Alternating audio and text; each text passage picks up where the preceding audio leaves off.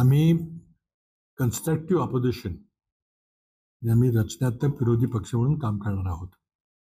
आणि मी करणार आहे, मी पूर्णपणे आता पद जरी काही नसलं तरी लोकांच्या मध्ये मी असणार आहे.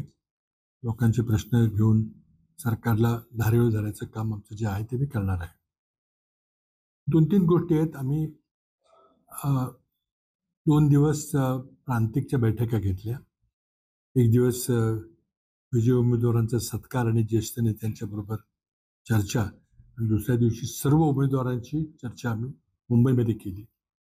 त्यामध्ये एक निर्णय झाला की एकाही उमेदवाराने या निकालाबद्दल समाधान म्हणण्यापेक्षा विश्वासार्हता दाखवली. निवडून आलेल्यांनी सुद्धा सांगितलं की आमचं एवढं कमी मार्जिन शक्यच नाही. आता ते प्रत्येकाने आपापली मतं मांडली आणि त्यातून मग असं ठरलं की या पुढच्या निवडणुका या मशीन न घेता पेपर बॅलेटने घ्यावा. तसंच जगातल्या सर्व राष्ट्रामध्ये, प्रगत राष्ट्रामध्ये देखील ईव्हीएमचा प्रयोग करून बघितल्यानंतर ते सगळ्यांनी ते सोडून दिला. विशेषतः जर्मनीचं उदाहरण आहे. आणि ते आपल्या देशात म्हणजे आता एकच आता प्रगत असं मोठं राष्ट्र आहे, मोठी लोकशाही आहे, जिथं ईव्हीएमचा हट्ट धरला जातोय.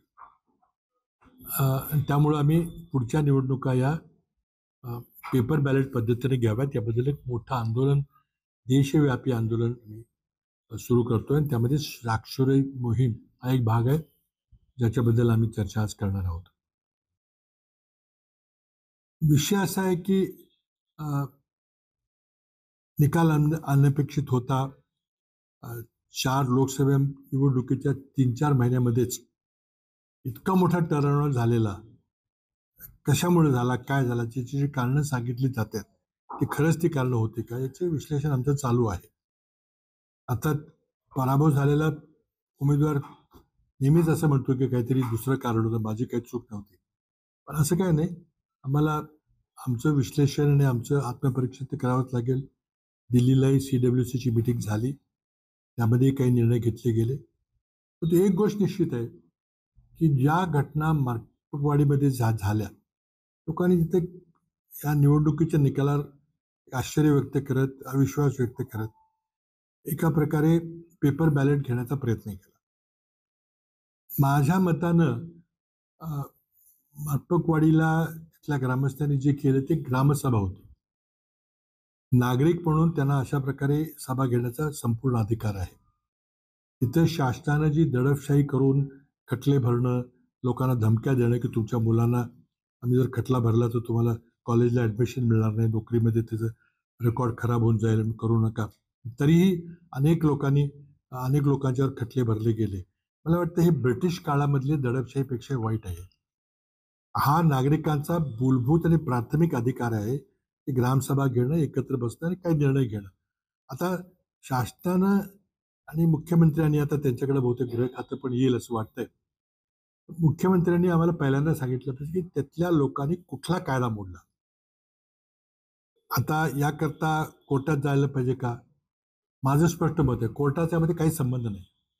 हा विषय एक नागरिक म्हणून तिथल्या लोकांचा, एक नागरिक म्हणून माझा, एक नागरिक म्हणून नानांचा किंवा डॉक्टरांचा हा नागरिक म्हणून अधिकार आहे.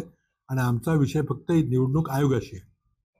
सुप्रीम कोर्टाच्यामध्ये कुठेही प्रश्न येत नाही, हायकोर्टाचा प्रश्न येत नाही. तर निवडणूक आयोगाला हायकोर्टात जावं लागलं तर त्याने जावं. आम्ही बिलकुल जाणार नाही, म्हणजे मी तरी जाणार नाही, तर पक्ष काय ठरवून माहिती नाही.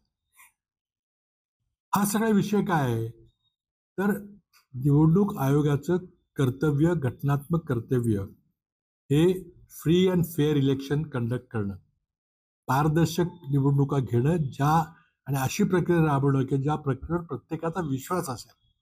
आज या प्रक्रियेवर लोकांचा विश्वास राहिलेला नाही. आता किती टक्के लोकांचा विश्वास आहे, कितीचा नाही, यात मला जायचं नाही.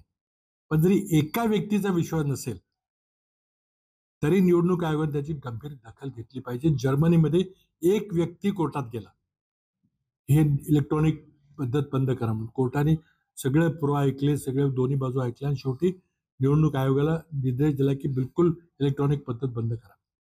माझा नागरिक म्हणून जो अधिकार आहे तो निवडणूक आयोग दडपू शकत नाही. आणि विशेषतः कोर्टाची भीती दाखवून किंवा पोलीस यंत्रणेची भीती दाखवून बिलकुल दडपू शकत नाही. जेव्हा आम्ही या यंत्रणेवर एक गैरविश्वास दाखवला किंवा आमचं समाधान झालं नाही असं म्हटलं, त्यावेळेला निवडणूक आयोगानं तुमच्यावर कारवाई करून सांगितलं. त्यावेळेला लगेच मी सांगितलं की कारवाई करते माझ्यावर पहिल्यांदा करा कारवाई, किंवा तिथं पवारसाहेब तिथं चाललेत मार्कअप पडायला त्यांच्यावर कारवाई करा. म्हणजे ही अक्षरशः ब्रिटिश काळापेक्षा एक गंभीर हुकुमशाही आहे.